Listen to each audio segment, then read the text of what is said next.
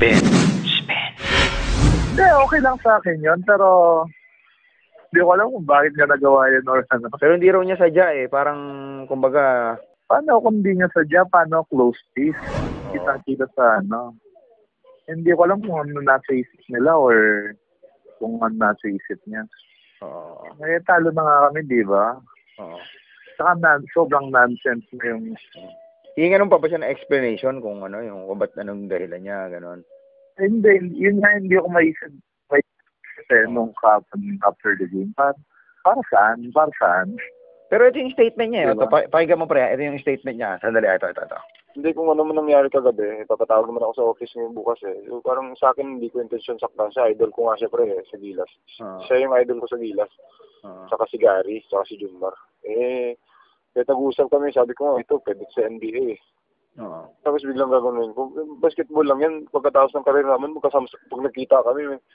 Diba? Parang pangit lang kasi na tinira ko siya. Gano'n na ba image ko? Pag may nasaktan doon, tinira ko talaga kagad. Nagsasorry ka din sa kanya if ever na nasaktan mo nga talaga siya unintentionally? Kung nasaktan ko siya, siguro nadiinan ko lang pre kasi siguro sobrang lakas ko, no? Nadiinan ko siguro parang kasi, di ba, inside hand.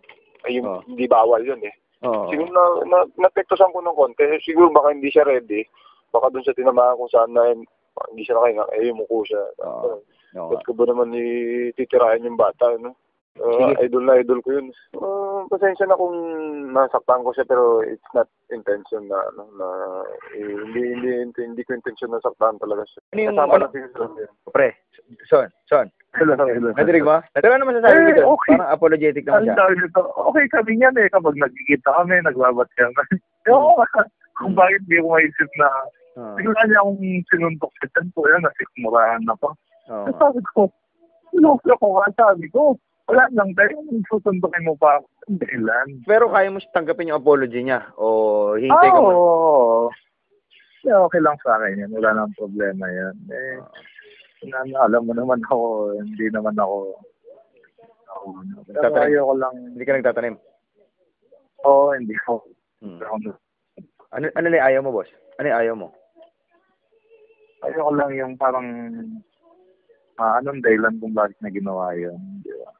Pero sa paliwanag niya ngayon, tsaka dun sa medyo nakukonvince ka na pwedeng hindi sadya.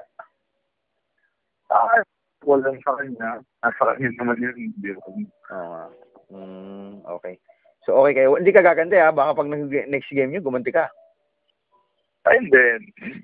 Wala alam mo naman ako, never akong gumanti. Mga ganyan. Wala sa akin yung mga... Minsan nga lang kita nakitang nagalit ng FIBA Asia. Idol ka pa nga daw niya sa FIBA Asia.